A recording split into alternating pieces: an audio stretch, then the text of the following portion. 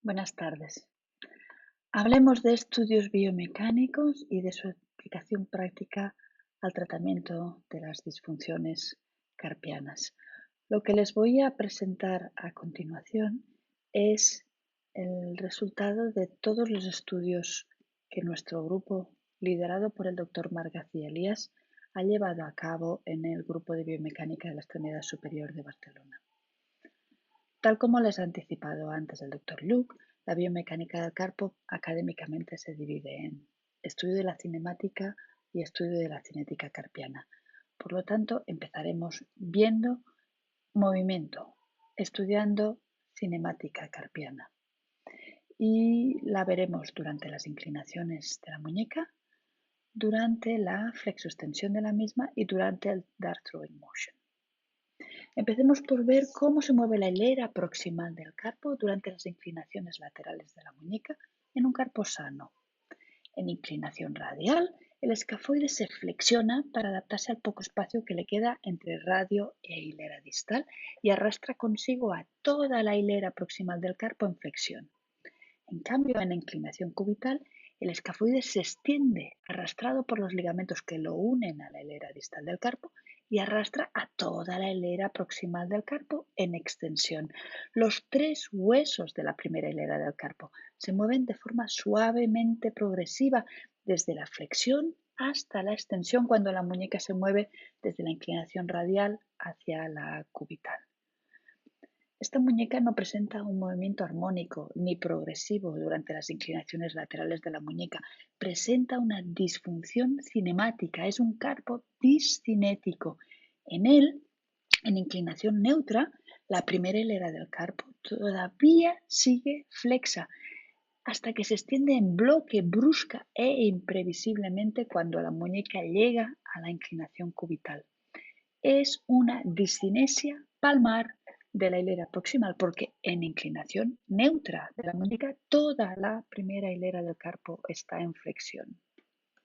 Nuestros hallazgos de laboratorio demostraron que el músculo extensor carpi ulnaris es el único capaz de controlar la flexión anómala de la primera hilera del carpo. Por lo tanto, en la discinesia en flexión de la primera hilera del carpo, la potenciación del músculo extensor carpi ulnaris es beneficiosa.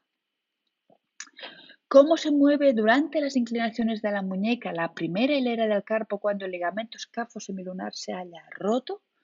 Pues bien, si los ligamentos escafocapitate y escafotrapezoideo siguen intactos, el escafoide se moverá arrastrado por la segunda hilera del carpo, mientras que el resto de la primera hilera del carpo no podrá flexionarse y se mantendrá extendida siempre.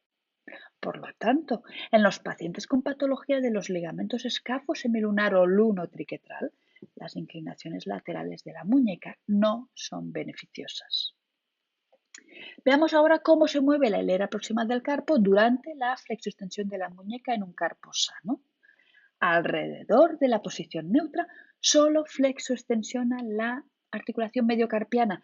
La hilera proximal del carpo empieza a extenderse o a flexionarse solo en los últimos grados de movimiento. Por lo tanto, en los casos de lesión de los ligamentos interóseos de la primera hilera del carpo, deberíamos limitar la flexoextensión de la muñeca en los grados alrededor de la posición neutra durante la reparación tisular ligamentosa. Veamos ahora cómo se mueve la hilera proximal del carpo durante la movilidad de la muñeca en el plano del dart throwing motion, que es el movimiento más funcional de todos los que realiza nuestra muñeca.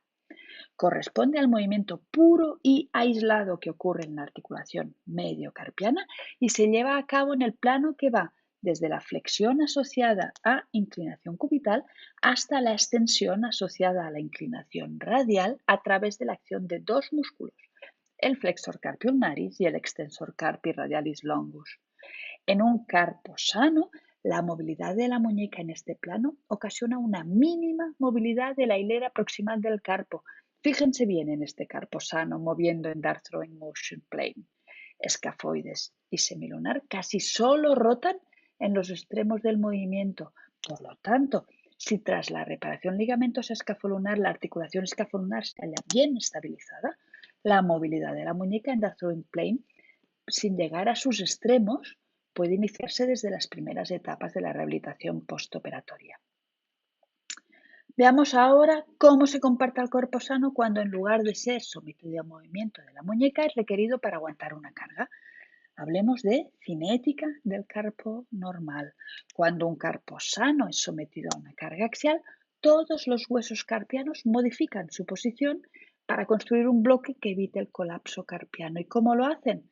Pues al cargar axialmente el carpo, la hilera distal del carpo rota en pronación intracarpiana, el escafoide se coloca en flexión y rota en pronación alrededor del ligamento radioescafocapitate y el piramidal se coloca en extensión y en supinación. Y finalmente todo el carpo en bloque se traslada a cubital y a volar. ¿Cómo consigue la hilera proximal del carpo soportar la carga aunque sea grande sin colapsarse? Pues precisamente gracias a la torsión invertida que adoptan escafoides y piramidal, que retuerce los ligamentos interóseos. ¿Y por qué no se rompen estos débiles ligamentos interóseos cuando son tan torsionados? Pues gracias a dos conceptos importantísimos que ya ha introducido antes el doctor Luke: el isodinamismo de los ligamentos carpianos y el control neuromuscular que en ellos se inicia. Dentro del carpo existen diversos ligamentos que se tensan cuando el carpo es sometido a una carga y que trabajan en equipo, con los interóseos de la hilera proximal retorcidos bajo la carga. Son ligamentos isodinámicos. Así, cuando el carpo se autoestabiliza bajo la carga axial, rotando la hilera distal del carpo en pronación, se elongan y tensan 5 ligamentos que evitan que la pronación de la articulación mediocarpiana se vuelva dañina. Son los ligamentos antipronación del carpo y son el escafocapitate, el intercarpiano dorsal, el escafolunar dorsal, los lunotriquetrales y el radioescafocapitate. Forman un conjunto ligamentario que abraza al carpo de forma helicoidal y evita conjuntamente una pronación excesiva de la hilera distal del carpo bajo la carga. El segundo concepto importante a tener en cuenta es que todos los mecanorreceptores que se hallan en todos estos ligamentos isodinámicos generarán un estímulo propioceptivo simultáneo cuando se tensen bajo la carga axial. Así, bajo la carga axial del carpo, cuando la pronación intracarpiana los elonga y tensa a todos, se inician un conjunto de estímulos eléctricos aferentes hacia la médula espinal, incluso si uno de los ligamentos se haya roto y por lo tanto no sufre elongación bajo la carga. Estos estímulos aferentes darán origen a un reflejo corto, ligamento muscular, que provocará la contracción rápida de los músculos que controlan la pronación intracarpiana y la inhibición al mismo tiempo de la contracción refleja de los músculos, cuya contracción podría agravar la pronación de la hilera distal. ¿Y quiénes son estos músculos? Pues sabemos por los estudios biomecánicos que la contracción isométrica del extensor carpi radialis longus y del abductor pollicis longus estabilizan el espacio escafolunar, mientras que el extensor carpi ulnaris lo desestabiliza, y en el espacio lunotriquetral el efecto es justo el contrario. Por lo tanto, si el sistema sensitivo motor del paciente funciona correctamente, la rotura de un ligamento puede ser asintomática y no estar indicada su reparación quirúrgica. Para tratar las lesiones ligamentosas del carpo, tenemos que abrir nuestra mente, pues el tratamiento de las disfunciones intracarpianas no debe basarse solo en la reparación de uno o varios ligamentos.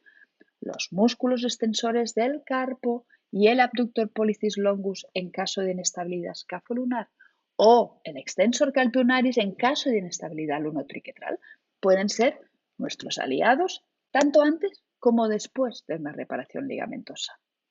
Pensemos también que una plastia tendinosa nunca puede funcionar como ligamento. Puede mantener una reducción articular, pero no contiene mecanorreceptores. Por lo tanto, el espacio articular reducido por la plastia no puede tener un control propioceptivo propio. Debemos, pues, esforzarnos en preservar al máximo el resto de los ligamentos isodinámicos al que estamos sustituyendo, pues solo ellos podrán seguir manteniendo un control propioceptivo protector que proteja la reparación ligamentosa realizada.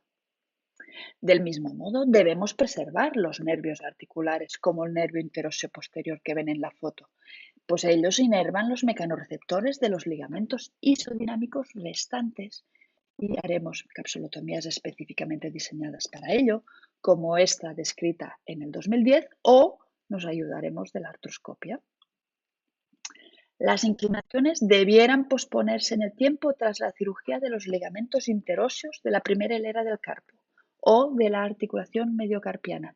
Del mismo modo, debieran posponerse la flexión o la extensión completas y el dart throwing motion extremo si la reparación del ligamento escafolunar tiene una estabilización dudosa. Muchas gracias por su muy amable atención. Gracias.